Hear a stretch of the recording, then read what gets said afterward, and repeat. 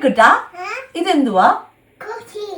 ഇത് കോഫി അല്ലടാ, ടീയാ. ടീ എന്നാ ചെയ്യാ സടിക്കാം. ഞാനൊരു ടീ ലവർ ആയതുകൊണ്ട് തന്നെ ഇങ്ങനെ അടിച്ച ചായ കുടിച്ചാലേ അതിനൊരു തൃപ്തി വരികയുള്ളൂ. പാലിൻ്റെയും വെള്ളത്തിൻ്റെ അളവ് കറക്റ്റ് അല്ലാതെ ചായ ഉണ്ടാക്കിയിട്ടുണ്ടെങ്കിൽ അത് കറക്റ്റ് ആവില്ലെന്നാണ് മമ്മി പറയുന്നത്. അത് സത്യം തന്നെയാണ് കേട്ടോ. പക്ഷേ എനിക്കത് പറഞ്ഞു തരാൻ അറിയത്തില്ല. ഞാൻ ഒഴിക്കാൻ നേരത്ത് അത് കറക്റ്റായിട്ട് വരാറുണ്ട്. അങ്ങനെ ടീ പൗഡറും കുറച്ച് ഇടാറുണ്ട്, ടീ ബാഗും ഞാൻ ഇടാറുണ്ട്. മധുരം വേണ്ടവർക്ക് ഈ സമയത്ത് ആഡ് ചെയ്യാം കേട്ടോ. ഞാൻ ചെറിയൊരു പീസ് ജിഞ്ചറും അതുപോലെ തന്നെ കുറച്ച് ഏലക്ക പൗഡറുമാണ് ഇടാറുള്ളത്. ഇതിൻ്റെ കൂട്ടത്തിൽ വേറെ മസാലാസും ആഡ് ചെയ്യുന്നവരുണ്ടാവും. പക്ഷെ എനിക്ക് ആ മസാല ടീ ഇഷ്ടമല്ല. ഒന്നെങ്കിൽ ജിഞ്ചർ അല്ലെങ്കിൽ ഏലക്ക. പിന്നെ ഒരു ചായ സക്സസ് ആണെങ്കിൽ മമ്മി പറഞ്ഞൊരു ടിപ്പാണ്, ചായ നന്നായി തിളച്ചതിന് ശേഷം ഒരു 2 മിനിറ്റും കൂടെ തിരി കുറച്ച് അതിനെ നന്നായിട്ടൊന്ന് തിളപ്പിച്ചെടുക്കുക. അതിനുശേഷം ഫ്ലെയിം കൂട്ടി വെച്ച് ഓഫ് ചെയ്ത് അപ്പം തന്നെ ഊറ്റി ഇതുപോലെ അടിച്ചെടുത്തിട്ടുണ്ടെങ്കിൽ നമ്മുടെ ചായ റെഡി. അപ്പോൾ കഴിഞ്ഞ എപ്പിസോഡിൽ ഞാൻ പറഞ്ഞു നിർത്തിയത് സാവുച്ചാൻ്റെ പ്രസന്ന ചേച്ചീൻ്റെ ഹൗസ് വാമിൻ്റെ അന്ന് പപ്പായ്ക്കും മമ്മിക്കും നമ്മൾ കൊടുത്തിട്ടുള്ള സർപ്രൈസ് എന്താണെന്ന് കണ്ടിട്ട് വായോ.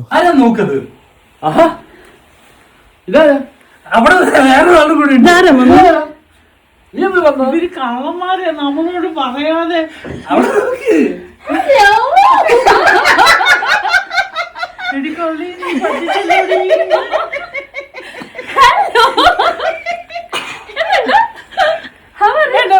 സർപ്രൈസ്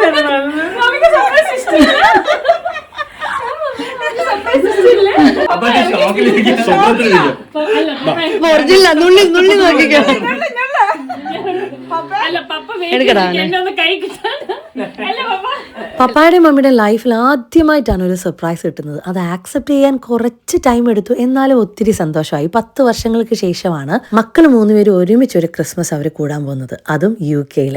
ഒട്ടും പ്രതീക്ഷിക്കാതെയാണ് റൂബിയുടെയും സൈനുവിൻ്റെയും വരവ്. ഈ പ്രാവശ്യത്തെ ക്രിസ്മസിന് അവർ ഡബിൾ ഹാപ്പിയാണ്, കാരണം 2 കൊച്ചുമക്കളെ കിട്ടിയിട്ടുണ്ടല്ലോ. അത് കൂടാതെ കൃത്യസമയത്ത് തന്നെ പ്രസന്ന ചേച്ചിയുടെ ഹൗസ് വാമിങ്ങും വെച്ചു. അതുകൊണ്ട് തന്നെ നമുക്ക് ഫാമിലിയിലുള്ള ഒത്തിരി പേരെ കാണാൻ പറ്റിയ കേട്ടോ. വന്ന ആളുകൾ എന്നെ ചോദിക്കുകയായിരുന്നു, ഇത്രയധികം ഫാമിലി മെമ്പേഴ്സ് നമുക്ക് UK-ലുണ്ടോ എന്ന്. ഞാൻ ഇതിനു വേണ്ടി ഒത്തിരി പ്രാർത്ഥിച്ചിട്ടുണ്ടായിരുന്നു കേട്ടോ. ഞാൻ ലവിക്കുട്ടനുണ്ടായ സമയം തൊട്ടിട്ട് പ്രാർത്ഥിച്ച ഒരേ ഒരു കാര്യമായിരുന്നു, ലവി ജനിക്കാൻ നേരത്തെ അവൻ്റെ ചുറ്റിനും അവന് വേണ്ടപ്പെട്ടവരുണ്ടാവണമെന്ന്. അത് ദൈവം തമ്പുരാൻ തന്നിട്ടുണ്ട്. അതുപോലെ തന്നെ ഇപ്പോൾ ഏതൊരു ഫംഗ്ഷൻ നടന്നാലും നാട്ടിലുള്ളതിനെക്കാട്ടി ആളുകളാണ് ഇപ്പോൾ UK-ലുള്ളത്. ഹൗസ് വാമിംഗ് സെറമണിക്ക് ശേഷം ഡിന്നർ പാർട്ടി അറേഞ്ച് ചെയ്തത് നമ്മൾ വേറൊരു ഹാളിലായിരുന്നു, അതും വീടിന് അടുത്തുള്ളത് തന്നെ. അവിടെ നമ്മൾ എത്തിയപ്പോഴത്തേക്ക് ചട്ടീസ് ആൻഡ് ചില്ലീസിൻ്റെ ഫുഡും കാര്യങ്ങളൊക്കെ സെറ്റ് ചെയ്തിട്ടുണ്ടായിരുന്നു. ലൈവായിട്ട് നല്ല ഫ്രഷ് അപ്പവും അതുപോലെ തന്നെ ഇവരുടെ ചില്ലി ചിക്കനും ചിക്കൻ ബിരിയാണി മസ്റ്റ് ട്രൈ തന്നെയാണ് കേട്ടോ. അങ്ങനെ ഫുഡും കാര്യങ്ങളെല്ലാം കഴിച്ച് കേക്ക് കട്ടിങ് പരിപാടിയെല്ലാം കഴിഞ്ഞ് നേരെ ഞങ്ങൾ പാർട്ടി മൂഡിലേക്ക് കയറിയിരിക്കുകയാണ്. കുറച്ച് ലേറ്റ് ആയിട്ടാണ് ഞാൻ ഈ വീഡിയോ പോസ്റ്റ് ചെയ്യുന്നത്, എന്നാലും എഡിറ്റ് ചെയ്യാൻ നേരത്തെ എനിക്ക് കിട്ടിയൊരു സന്തോഷം ഉണ്ടല്ലോ, അത് പറഞ്ഞറിയിക്കാൻ പറ്റില്ല. പിന്നെ ഒത്തിരി ആഗ്രഹിച്ചൊരു കാര്യമായിരുന്നു ഫാമിലി ആയിട്ട് എല്ലാവരും കൂടെ ചേർന്ന ഒരു ഫോട്ടോ. അതായത് ഈ ഫോട്ടോഗ്രാഫർ അടിപൊളിയായി എടുത്തു തന്നിട്ടുണ്ട്. അത് ഉടനെ തന്നെ ഞാൻ എൻ്റെ റീലിൽ പോസ്റ്റ് ചെയ്യുന്നതായിരിക്കും. അപ്പോൾ അടുത്ത റീലായിട്ട് കാണാം. Take care, God bless.